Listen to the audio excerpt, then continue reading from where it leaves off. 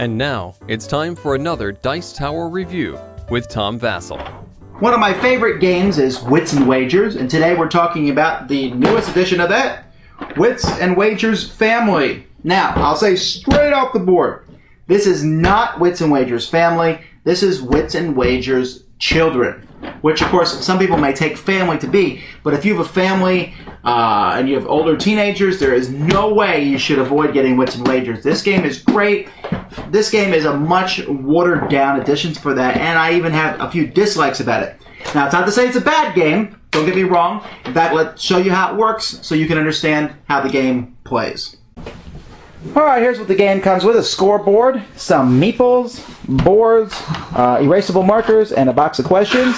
Each player will take a board of their color, and will take the two meeples associated with that one, a small and a large. Everyone takes a board. That way you can keep track on the scoreboard who it is. Now, there's 5 meeples here on this scoreboard, so that limits you to 5 players, but in this game you can play with teams, so you can actually play with a pile of players. You can put 6 people per team, and that gives you 30 people who can play this game. So, then a question is pulled from here and asked. So let's pick a question here. How many Nabisco animal cracker shapes are there? So each person writes down an answer, how many they think there are.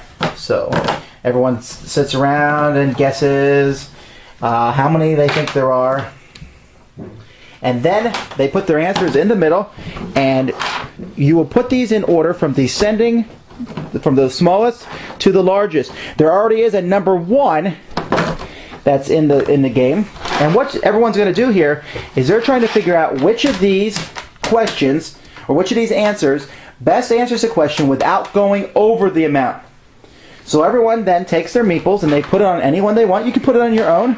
For example, Purple might feel really confident with his, while you can spread them out and guess where you want. So everyone puts them out, and once everyone's done, we then find out the answer, which in this case is 19. So we look here, the one that was the closest to, without going over, is 12. So green gets 1 point for having the right answer. They also get 1 point for having their small meeple on it. Pink and yellow each get 1 point for having their small meeple on it. If green had put his large meeple on it, he would have gotten 2 more points. So the best way to get points is to put both your meeples on your answer and have it be correct. Are you giving yourself more points? You only would get 3. Pink would only get 3 because 2 for the big meeple and 1 for the small meeple.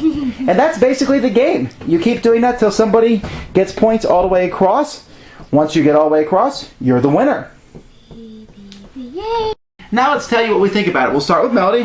What do you think about Wits and Wagers Family? I think it's really fun, but it's a little hard for most of the questions. I don't even know them. I'm like, what is an acre sometimes? And, yeah.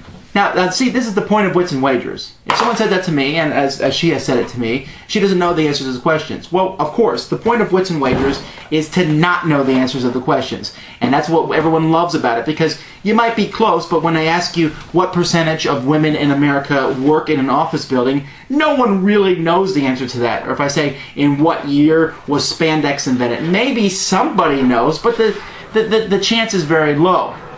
In this, though, sometimes the questions are very obvious to some of the people playing. I'm trying not to spoil many of the questions. We showed you one because there's only 300 questions in the set. But I'll tell you one more. For example, they asked how many teaspoons were in a tablespoon. Now, I know the answer for that. I teach the answer for that. Almost anybody who's over the age of 13 is going to know the answer for that. And so when that came up in a game we played, all the adults got it correct because we knew what the answer was. And you could say, well, kids should just vote on what their parents pick then. But I don't know. I mean, it just, to me, that causes a bit of a problem. It gives the parents an unfair advantage. Now, that might be mitigated by the fact that there are questions in here that only kids would know. Like, how many family members are there in a certain cartoon character family? And the kids would have a better grasp of that than the adults. However, even in those situations, usually the range of numbers is so small that it's easy to guess. For example, how many people are in a family?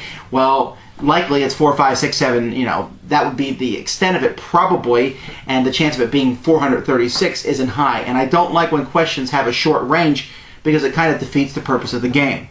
Now, this is coming off all negative, But I think the game can work if it's played completely with kids, because they'll have a great time, or if you play with adults who are really not in it to win it, but just more to facilitate how it's played, or when you play with teams and there are adults and kids on both teams. That would work the best. So I think the Wits and Wagers system is a great system. I like the simplified scoring here with the meeples.